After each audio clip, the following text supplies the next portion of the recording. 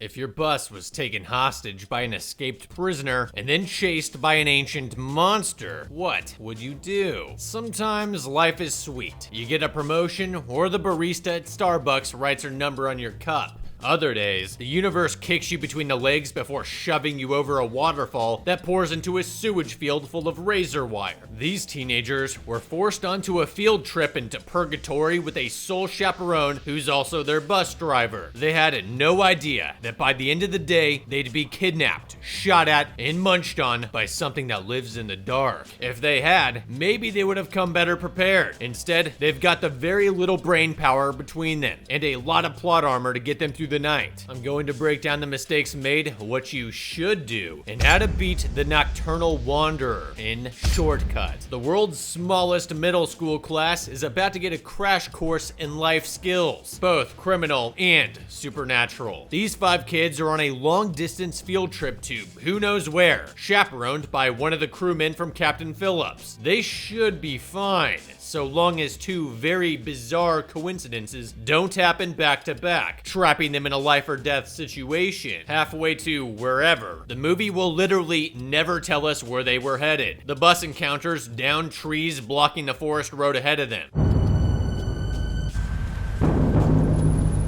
We have to turn back now. Wait, we've already done this movie. I'm almost sure of it. Well, why does everyone fall for this obvious trap? Whenever you see trees or some debris carefully laid across a road for no reason, with a clear shortcut or detour right next to it leading into a forest, you will die if you take it. Look at those tree limbs. They are carefully stacked to purposefully obstruct the entire road. What construction crew would do that and then leave? None, because they'd be in if they did, when they could have easily stacked the trees on the side of the road. Your options are to turn back or turn back. What isn't an option is taking the off-road detour in your 50-year-old bus deep into the woods away from civilization, instead of just doubling back to a paved main road. Bus driver Joseph chooses to press on and do whatever it takes to get these dumb kids to some archaeological dig in the middle of nowhere. Whatever happened to going to a science museum or a zoo? Why are we road tripping halfway across Europe for a field trip? Oh, that? Don't worry about that. That's a decorative dead body, merely ornamental. Look, I'm all for offloading children I'm responsible for as soon as possible, but Joseph turns onto a dirt road with zero signage or indication that it leads anywhere at all. How about we don't do this, ever, as a species? Random forest road leads to only 3 locations: a death camp, a haunted house, or the home of some dude who's been alone too long and forgotten how to people correctly. These Zoomers are not prepared for any of these scenarios. They're not even prepared for a dead goat, literally. With this and the dead body, I feel like this part of Europe's leaning hard on that gothic vibe. But seriously, 1 road obstruction is inconvenient, 2 is sinister. We've had a clearly intentional obstruction forcing us to take a detour into an isolated area, where another road obstruction is laid out to force us to stop, get out, and deal with it. This is rudimentary ambush stuff. Time to pull an Austin Powers 180 and leave. But also, this is a very puntable carcass, and kicking this thing to 4 feet to the curb, out of the way of traffic, would get us back on the road in 10 seconds flat. Unfortunately, Joseph's the sort of well-meaning guy who never met a task he couldn't make twice as hard. Instead of tossing the goat aside, he decides to schlep it deep into the woods by the side of the road. Well, if it isn't the consequences of my own actions. He just so happens to drag it within hostage-taking range of the man who put the goat in the road in the first place. I feel like someone on this bus was cursed by a bored carny. Joseph reboards the bus with a gun to his head. Well. Good evening. As their terrible luck would have it, they haven't just been taken hostage by some random hobo decked out in the latest 1990s Taco Bell windbreaker. Carl here recognizes him immediately from a news article. His name is Pedro Minghella, a recent escaped convict known as the Tongue Eater. and I don't know what it is, but he just seems to love teenagers. Lovely. So, just like every other axe murderer then, when we cut back, night has fallen, suggesting they've been driving for at least another hour, deeper into the mist. It's only now that Pedro remembers how to kidnap them correctly. Oh yeah. Phones out the windows! Are you seriously trying to tell me that none of these kids texted anyone that they'd been taken hostage? Not even a tweet? A Snapchat? Yeah, I'm calling here. If he didn't tell the kids to toss their phones within 5 seconds of entering that bus, someone somewhere has already viralized this story as a TikTok dance. The resident back of the bus bad boy, Reggie, tries to hold on to his phone, but Pedro's got his 2 minutes of kidnapper material ready to go. This gun is real, and I know what death tastes like. It tastes delicious. Whoop-de-doo. So have I every time I've eaten a steak. It tastes medium rare, and I finish it with fava beans and a nice Chianti. The bus enters a defunct military zone and eventually a tunnel. Halfway through, the bus's engine dies. Pedro holds Queenie at gunpoint and forces Joseph out of the bus to fix it. He's gonna kill us all. We need to disarm him. I agree, but how? Don't try and be a hero now. That is right. We just need to do nothing. Wait for the right moment. I admire the quick strategy sesh, and with the bus out of commission and 2 of their team at the wrong end of a 9mm, they're right. Waiting for the right moment to strike is their best option. Doubly right when the lights suddenly snap off and something begins growling further down the tunnel. Jesus, I feel like we won our first class ticket on the Bad Luck Express here. Joseph gets the worst of it as Pedro forces him to go investigate while he stays back with the kids. How about we do the obvious smart thing and all get back on the bus and lock the doors? Joe, buddy, try calling out first. Maybe toss a rock at it. If it doesn't respond to either, it is not your problem. Get back on the bus and close the door. Your generic brand flashlight provided to you by a school that doesn't care if you live or die so long as the parents can't sue them barely qualifies as a level 1 weapon. Dude gets closer and closer to the thing in the road. Instead of aiming his light square at the thing's face and backing away the second he gets close enough to identify it. Or worse, not identify it. This movie was filmed in Italy, which means that depending on where they are, something that size is either a bear, a wolf, or a creepy crouching humanoid, and all of those things can easily rip our faces off. Unless his eyes don't work, and he shouldn't have been driving the bus anyway, Joseph should be able to see its amorphous, freaky shape from many yards away. Instead, he walks right up to it. Back on the bus, chaos erupts, but nobody bothers to, I don't know, shut the bus door. Pedro realizes Joseph had the keys on him and lashes out at Carl to volunteer to retrieve them. Before Carl can soil his trackies, Bess leaps out of the bus and begins inching her way towards Joseph's body. As she gets closer, panic sets in. Look, searching a dead body is like anything else. The challenge is mental. We need to stay aware, sharp, and task-oriented. Don't think of it as a recently deceased corpse of a nice old man who told you riddles. For our purposes, it's just a CPR dummy laying between us and the safety of a closed bus door. She fishes the keys out of his pocket, but freezes, giving the creature the chance to sneak up on her in the dark. Sure is lucky for Bess that this Black Noir cosplayer seems to need to power up before it attacks again. She makes it back to the bus with the keys, and Pedro has Reggie try to restart the bus, then gets mad when the 15-year-old who's never driven before doesn't know how to do that. Real head scratcher there. Nolan uses the distraction to knock Pedro back, and Reggie pulls the gun out of his hand. Not something you want to do with a guy who has the trigger discipline of a curious monkey. Pedro calls Reggie's bluff immediately. You know that smell? It's the smell of a gutless little wonder trying to play the big man. Pedro's a career criminal with a rap sheet as long as his greasy hair. He's on the run for murder and probably has no issue with adding to his kill count. Bluffing him is not gonna do us any favors. Time to nut up and squeeze trig. Just don't use all the ammo. There is another monster we need to deal with. Reggie out right before the creature lands on the bus's roof. With the distraction, Pedro grabs the gun back before Reggie even knows it's gone. Fortunately for us, he actually helps himself off the bus. Well, hey, things are finally looking up. I mean, it sucks he took her only weapon, but better out than in, I say.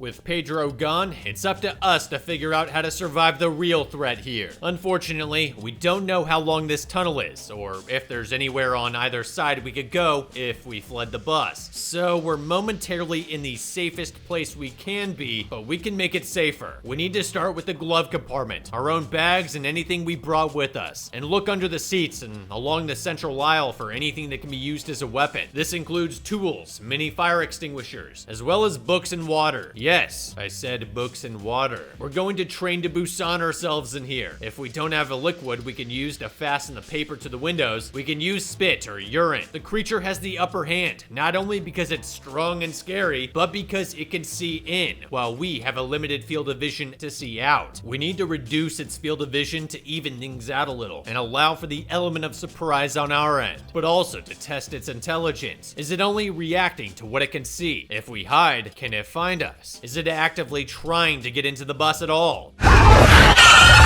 Okay, maybe it is. Or maybe it just wants to show us its brand new bloody toy. Just a shame we didn't hold on to that gun we had. Could have headshotted this freak right here. Reggie tries banging on the horn a bit before he freaks out and goes to the back of the bus to brood. While you're back there, how about you take out your keys or a coin and try removing the tall metal handlebar to use as a lance. Suddenly, the lights start to flicker and the radio begins to play. Reggie goes catatonic and has a vision of him and the gang covered in blood. The creature begins to circle the bus before it wedges its claws into the back door and wrenches it open.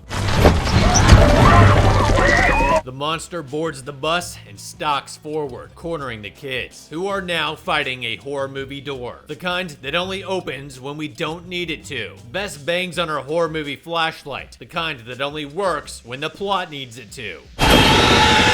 The beast howls in pain as the light waves across its body. Interesting, considering a few minutes ago, Joe had his flashlight trained right on this thing with zero effect. The kids finally get the front door of the bus open and bolt into the night. Down the tunnel, they spot a side access blocked off by a chain link fencing. They run inside, down a flight of stairs, into the catacombs. Come on, guys, where do you think that thing came from?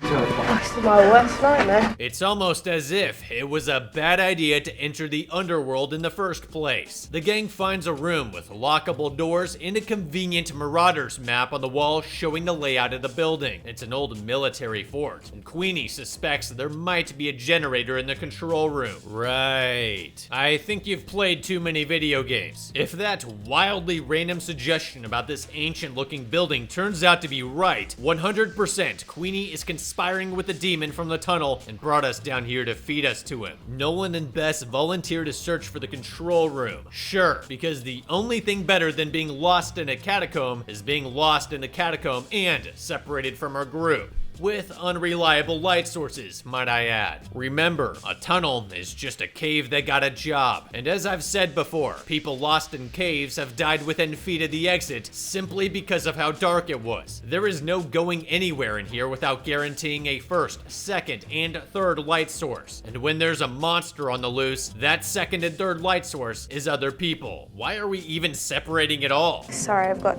terrible sense of direction.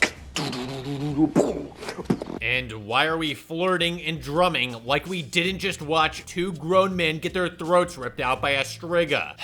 Now that we have a map, torches, and more weapons, we should be moving quickly as a group towards the exit, making as little noise as possible, with our weapons facing outward around us like a poor man's Spartan phalanx formation. The truck was only a minute's drive into the tunnel, and where they ran to was only a bit further, so this wouldn't be far. Better yet, just hole up in this lockable room until dawn, and then form the circle of torches to take us outside. Queenie asks to use the bathroom, and instead of going in the corner like a sane person, Reggie accompanies her to some random corner of the maze. I don't understand why people insist on their need for privacy when their lives are on the line. That's like hopping out of the trenches in World War I to take a leak. You only do that once. He turns his back to give her privacy. Queena? Yo, you done? Queena.